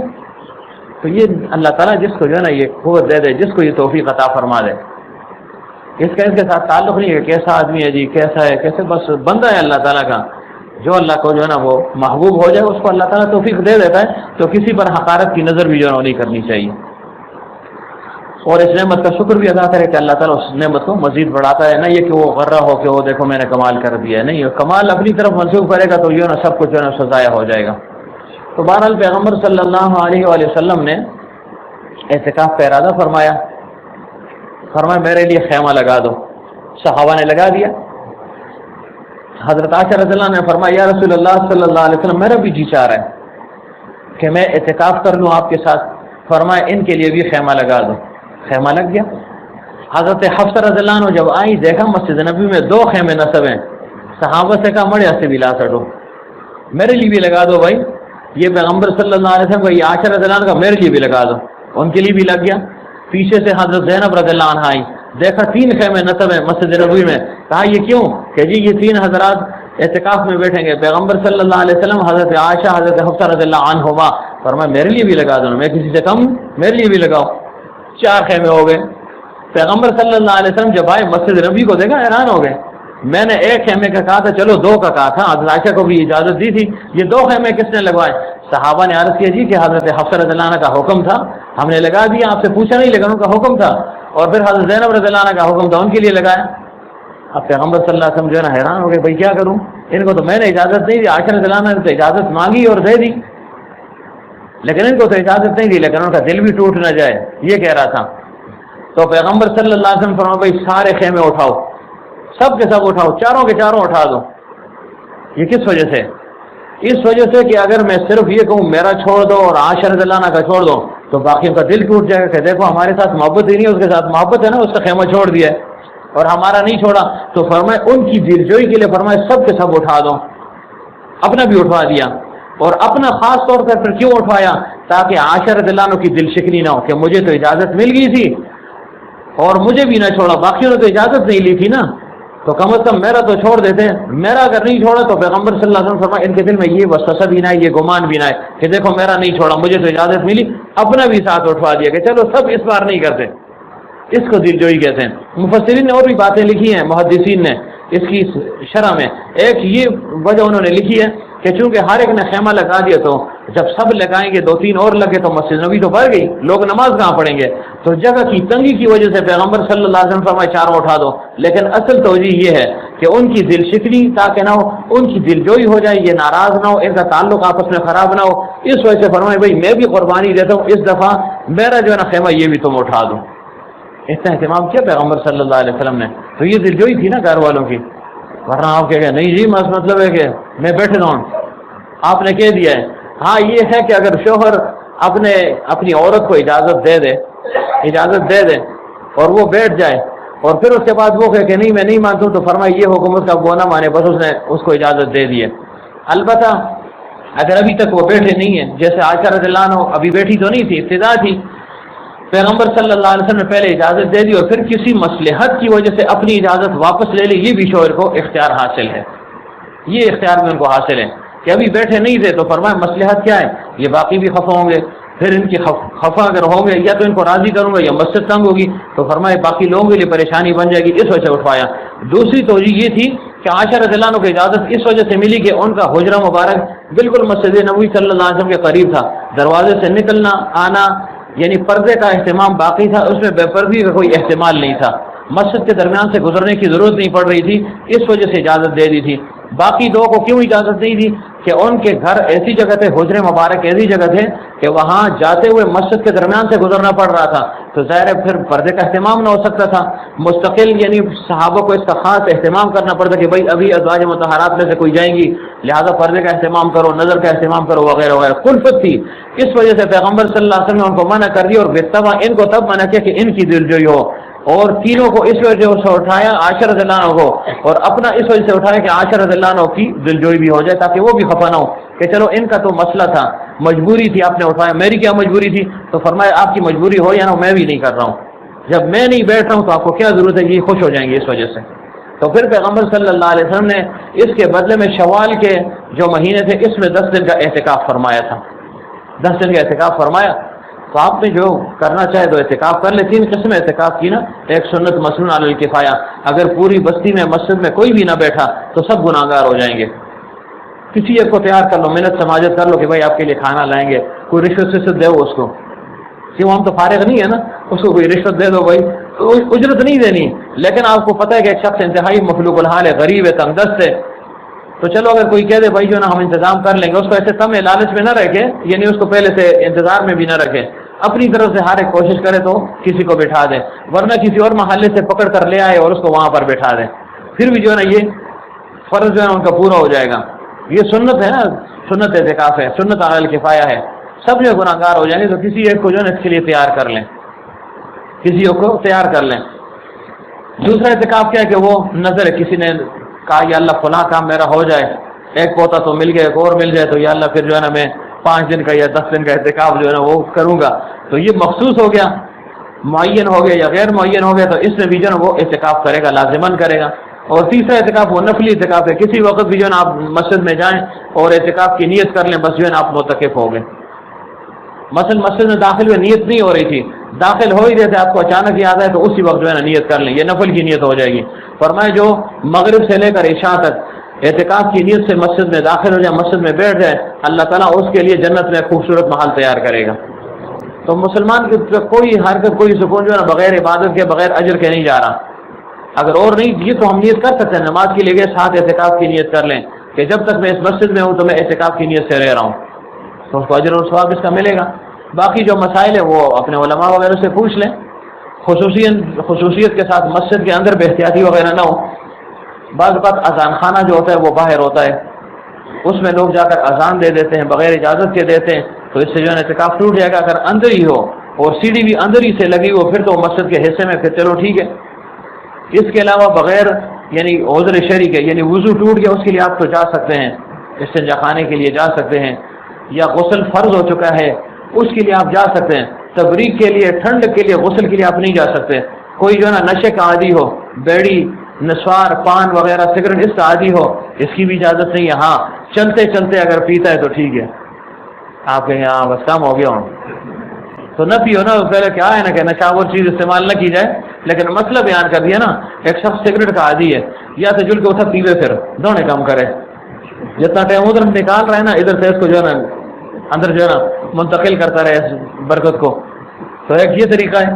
یہ نہ ادھر پھر 10 منٹ بیٹھ ہی رہے نہیں، عام عادی جو اس کا وقت ہے نا 2-3 منٹ ریاض صاحب، اس دوران یہ کام کر سکتا ہے وہ، یا یہ چلتے چلتے کر لے، چلتے چلتے یہاں سے جو ہے نا وہ باتھ روم تک جا رہا ہے بیت الخلاء تک، اور ادھر رہا سے یہ سب جو ہے نا پیڑا ایک لدلتا، بس ٹھیک ہے چلو رکھ لیے جو ہے نا وہاں تک نکال دے اس کو، یا وہ پی رہا ہے بیڑی ہے جو بھی ہے اس کو جو ہے نا پھینک دے، وقت ضائع نہ کرے۔ 1 سیکنڈ جو ہے نا اوپر ہو گیا تو اس کا جو ہے وہ اعتکاف ٹوٹ جائے گا۔ بغیر اجازت کے ادھر ادھر بھاگے گا بھی نہیں، مسجد ہی کے اندر رہے۔ غسل خانہ یہ مسجد سے باہر ہے، استنجا خانہ یہ مسجد سے باہر ہے، وضو خانہ یہ مسجد سے باہر ہے۔ کوشش کریں، یعنی وضو پر وضو کی بھی ضرورت نہیں ہے کہ آپ پر جو ہے نا ایک حال کا غلبہ ہو جائے کہ میں ہر سنت کو زندہ کرنے کی کوشش کروں گا، نہیں ایسا نہ کریں۔ ہم مسجد کے اندر بیٹھ جائیں اور اس طرح وضو کریں کہ آپ کا غسالہ باہر گرے، مسجد کے اندر نہ گرے، یا بڑا سا ٹب ہو اس میں آپ وضو کر لیں، پانی اس میں جمع ہو جائے اس کو باہر جو ہے نا گرا دیا کریں، یہ طریقہ ٹھیک ہے۔ عائشہ رضی اللہ عنہ آتی پیغمبر صلی اللہ علیہ وسلم کے سر مبارک میں کنگھی کرنے کے لیے، تو پیغمبر صلی اللہ علیہ وسلم اپنا سر مبارک ایسے باہر فرما دیا کرتے تھے ان کے حجرے کی طرف، اور وہ ان پر جو ہے نا کنگھی فرما دیتی، تیل وغیرہ لگاتی تھی، کبھی کبھی سر مبارک کو دھو بھی لیتی تھی، لیکن وہ تھوڑا سا جسم سے باہر تھا نا، پورا جسم باہر ہوئے تو آپ کا اعتکاف جو ہے نا وہ ٹوٹ جائے گا، ختم ہو جائے گا۔ اگر بھول کر بھی کوئی باہر نکل گیا اس کا اعتکاف ٹوٹ گیا، یا کسی ڈر اور خوف کی وجہ سے باہر نکلا اور فوراً دوسری مسجد میں نہ پہنچا پھر بھی جو ہے نا اس کا اعتکاف جو وہ ٹوٹ جائے گا۔ کسی کی حاجت کے لیے باہر چلا گیا، کوئی ضرورت تھی اس کی، پھر بھی اعتکاف ٹوٹ جائے گا۔ لیکن بعض اوقات اللہ تعالیٰ کسی کی حاجت پر اس کو اعتکاف سے زیادہ ثواب دے دیتا ہے۔ عبداللہ ابن عباس رضی اللہ عنہ فرماتے ہیں ایک دفعہ میں مسجد نبوی صلی اللہ علیہ وسلم میں معتکف تھا، اعتکاف میں بیٹھا ہوا تھا، اتنے میں ایک شخص آیا، اس نے کہا اے پیغمبر صلی اللہ علیہ وسلم کے چچا کے بیٹے، میں جو ہے نا بہت پریشان ہوں، بلکہ حضرت عبداللہ ابن عباس نے فرمایا آپ بڑے پریشان لگ رہے ہیں، کیا وجہ ہے، خیریت ہے؟ فرمایا جی پریشان اس وجہ سے ہوں کہ فلاں شخص کا مجھ پر قرضہ ہے، اور اس صاحب قبر کی قسم، پیغمبر صلی اللہ علیہ وسلم کے روضہ اطہر کی طرف منہ کیا اور کہا ان کو میں واسطہ بناتا ہوں، میں ان کو یعنی اپنی بات کو سچا کرنے کے لیے اس نے کہا کہ پیغمبر صلی اللہ علیہ وسلم یہ موجود ہے یہاں پر، میں اللہ کی ذات پر قسم کھاتا ہوں کہ میں اس کا قرض ادا نہیں کر سکتا ہوں، میں مجبور ہوں، میرے پاس نہیں ہے، میرے پاس نہیں ہے۔ تو حضرت عبداللہ ابن عباس نے فرمایا کیا تو یہ چاہتا ہے کہ میں تمہاری مدد کروں، تمہاری سفارش کروں، تمہاری ڈیٹ میں ایکسٹینشن لے لوں تاکہ تمہارا یہ وقت جو ہے اس میں توسیع ہو جائے، مہلت تمہیں مل جائے؟ کہا جی آپ کی مرضی۔ بات اس نے پیش بھی کر دی، لیکن ادب کا تقاضا یہ تھا، یہ نہیں کہا جی بالکل کرو، بات کے اندر ہی جو ہے نا وہ سوال بھی تھا اور جواب بھی تھا اور طلب بھی تھی۔ تو عبداللہ ابن عباس نے فرمایا ٹھیک ہے میں آپ کے ساتھ جاتا ہوں، فوراً جوتے پہنے اور مسجد سے باہر نکل گئے۔ جیسے ہی باہر نکلے اس شخص نے کہا حضرت آپ کا اعتکاف نہیں تھا، آپ شاید بھول گئے، آپ کو ذہول ہو گیا، آپ کا خیال نہیں رہا۔ فرمایا نہیں مجھے خوب یاد تھا کہ میرا اعتکاف ہے، لیکن میں نے انہی صاحب قبر سے سنا ہے، اور پھر رونے لگے۔ فرمایا قریب کا زمانہ گزرا، زیادہ جو ہے نا وقت بھی نہیں گزرا، پیغمبر صلی اللہ علیہ وسلم نے فرمایا جو مسلمان کسی مسلمان کی حاجت روائی کے لیے چلا جائے اس میں سعی اور محنت کرے، اگر سے اس کی سعی اور محنت برابر بھی نہ ہو، کوشش کر رہا ہے لیکن کوشش کامیاب نہ ہوئی، تو فرمائے اللہ تعالیٰ اس کو 10 اعتکاف کا ثواب اور اجر عطا فرمائے گا۔ تو یہ تو چلو سنت اعتکاف ہے، اس پر اللہ تعالیٰ مجھے ضرور عطا فرمائے گا، لیکن یہ جو میں تمہاری مدد کے لیے نکل رہا ہوں نا، اس پر مجھے 10 اعتکافوں کا اللہ تعالیٰ ثواب عطا فرمائے گا۔ تو پھر ایسی حالت میں اگر کسی کا طواف جو ختم ہو گیا یعنی اعتکاف، تو وہ کیا کرے گا؟ پھر جو ہے نا ایک دن کا وہ یعنی روزہ رکھے گا، قضا کرے گا۔ اگر دن کو ٹوٹا بعد یہ فرماتے ہیں کہ صبح سے لے کر روزہ تو اس کا ہوگا، صبح سے لے کر افطاری کے وقت تک مسجد میں رہے، اگر رات کو جو ہے نا اس کا اعتکاف ٹوٹ گیا تو پھر رات سے جو ہے نا وہ نیت کر لے، رات کو مسجد میں رہے اور صبح بھی رہے گا، اور پھر افطاری کے وقت جو ہے نا گھر چلا جائے گا۔ یعنی ایک دن کی جو ہے نا صرف اس کو قضا رکھنی پڑے گی اگر مصنون جو ہے نا اعتکاف اس کا ٹوٹ گیا۔ چلو نفلی اعتکاف تو ہر ایک کر سکتا ہے، اس کا اہتمام کریں۔ اور اجر و ثواب کیا ہے؟ فرمایا کہ جیسے کوئی اعتکاف کے لیے بیٹھ جاتا ہے اللہ تعالیٰ اس کو گناہوں سے محفوظ کر دیتا ہے۔ یقیناً محفوظ ہے نا، ہاں اگر اندر قلبی کے گناہ میں مبتلا وہ تو الگ بات ہے، لیکن عام گناہوں سے اللہ تعالیٰ اس کو محفوظ فرما دیتا ہے۔ اور فرمایا اللہ تعالیٰ کی شفقت دیکھیں کہ عام دنوں میں جو باہر پھر کر وہ گناہ کرتا تھا اس سے تو حفاظت ہو گئی، اب عام بار وہ نیکیاں بھی کر رہا تھا، کسی کی غمی میں شرکت کر رہا تھا، کسی کی خوشی میں شرکت کر رہا تھا، جنازوں میں جا رہا تھا، مسجدوں میں جا رہا تھا، صدقات خیرات کے لیے دوڑ بھاگ کر رہا تھا، لوگوں کی حاجت براری کے لیے دوڑ رہا تھا۔ اب یہ نیکی کے کام وہ نہیں کر رہا، لیکن اللہ تعالیٰ اعتکاف کی برکت سے اس کے تمام اعمال جو وہ غیر اعتکاف کی صورت میں کر رہا تھا سارے کے سارے جو ہے اس کے نامہ اعمال میں اللہ تعالیٰ لکھ دیتا ہے کہ یہ فلاں کام بھی کرتا تھا، فلاں بھی کرتا تھا، اب اعتکاف میں بیٹھنے کی وجہ سے نہیں کر رہا، فرشتوں کو حکم دیتے کہ بس اتنی نیکیاں اس کے لیے لکھتے جاؤ۔ گناہ تو نہیں لکھے جاتے لیکن نیکیاں اس کے لیے لکھی جائیں گی۔ تو اس کا جو ہے نا اہتمام کریں خاص طور پر، اور روزے کو جو ہے نا روزہ بنانے کی کوشش کریں، غیبت سے اپنے آپ کو بچائیں۔ پیغمبر صلی اللہ علیہ وسلم نے فرمایا کہ روزہ تمہارا ہے، الصیام جنہ یا الصوم جنہ، یہ تمہارے لیے ڈھال ہے، لیکن اگر تم خود اس کو جو ہے نا نہ توڑ ڈالو۔ صحابہ نے کہا جی ہم خود کیسے توڑیں گے، خود کیسے اس کو پھاڑیں گے، کیسے روزہ پھٹتا ہے؟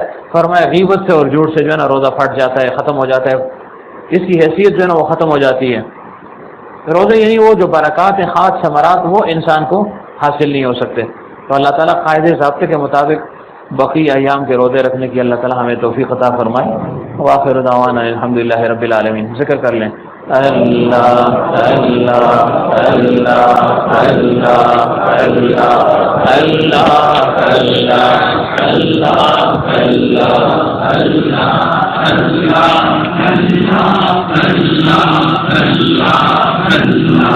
اللہ